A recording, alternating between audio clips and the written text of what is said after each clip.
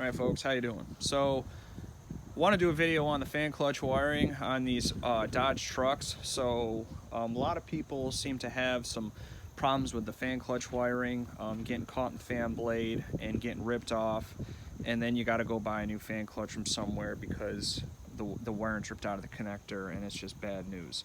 So, I experienced that with this truck. You know, I got this truck, first diesel truck I've ever owned. I've always thought that they were cool. I am a mechanic, former mechanic, so I have some knowledge about how all this stuff operates, done a lot of in-depth work and things like that, but I've never had a Dodge Ram with a Cummins 5.9, and believe it or not. It probably sounds really strange, but just never did. So I got this truck, and I saw the way the fan wiring was routed when I was doing something on the truck, and I was like, man, that is really close to the fan blade. I hope that doesn't get caught in there. And then, sure enough, a day later, it got caught in there, ripped the wires out, and I got to find out how much money a fan clutch costs. So I did something that I wanted to show you that I think you will like. Now, whether you're a mechanic, a technician,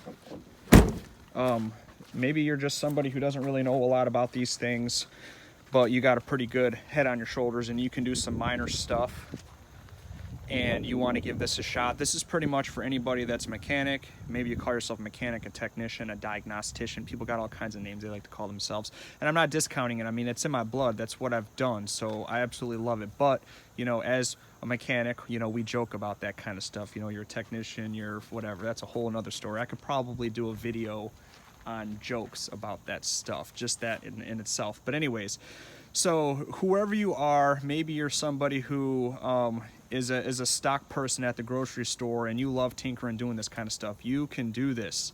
I'm going to show you what I did, so you don't ever have to live this nightmare again. You live it one time and that's it. So by design, you know, the fan clutch, I don't know if you can kind of see it or not. So there she be in there.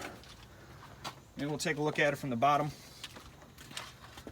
There she be in there, the clutch of the fan, and it has wires on it. So a lot of folks talk about switching over to a viscous fan, and I mean, this is a viscous fan. It's an electric over viscous, and I am a firm believer in keeping everything OEM, original equipment manufacturer. It was engineered and designed to operate a certain way. A lot of people, as mechanics, have a lot of comments to make about engineers. I would say in the case of a Cummins ISB, not so much. Let's leave it the way they built it because it freaking works great. So the wires get ripped off on the truck and you're just like, man, this sucks. So I, being the OEM person that I am, I did go back with the Mopar fan clutch. And generally speaking, you see that relief right there? Right there. That's usually where your fan clutch wires come through, right there. They got that relief with that metal bracket. And as your engine fan moves past there, there's like a couple little divots that snaps into. And your life, your sanity depends on that little bracket right there, keeping everything together. That's your life right there. Your Dodge truck. You absolutely love it. And you love it so much that you'll keep replacing fan clutch if it means keeping that truck. But you'll probably only do it so much because they get super freaking expensive. And the guy at the parts place is like, dude, I'm not going to keep warranting this clutch. It's not a warrantable failure. So you can kind of see my wiring right there running straight down instead of angled over there. So what I did was, I'm trying to find a good angle for you so you can kind of see it. There it is right there. Little zip tie action, you know, but I cut a relief in the fan shroud and I lengthened the wires. I probably lengthened them too much, but I took the wiring from the fan clutch right here and I just ran it right down through there. So you take your new fan clutch and you put it on, you cut a relief in your fan shroud and you run your wiring down here and your connector's right there. And you're just like, how do you have enough harness right there? I got way too much harness. I guess I was just like way too OCD when I did this. But you're just like, you know, how do you got enough harness to be able to plug in right here? Because this connector that comes from the engine, it will not reach right there. So like, how'd you pull that off? Very good question. So there's your fan clutch wire and harness right there, right? Comes running down. Usually it's like right up in here, right, to plug in. So what I did, I just took some wire, 14 gauge wire or whatever it is, right around that size wire. And each one of these wires in here, let's see if I can show you. Well, you can see they're all the same color. And I did this like a year ago when I got the truck because I just didn't want to deal with it again. You can see the wire in there, all brown wire. I just cut each wire one by one and lengthened the wire. So if there's like a green wire, so like here's an example right here, all these wires. Green, orange, red, blah, blah, blah. So I took the green wire, if there's a green wire, I don't know, I'm just using the color green as an example. I cut the green wire. And then I took a piece of brown wire and maybe a foot of it, and I crimped it on one end, and then I crimped it on the other. Then I went to the yellow wire, if there's yellow wire. You know, every different color wire, one by one, I cut each wire one at a time, and I lengthened each wire until I got enough harness to be able to make the OEM connector from the engine reach the fan clutch connector.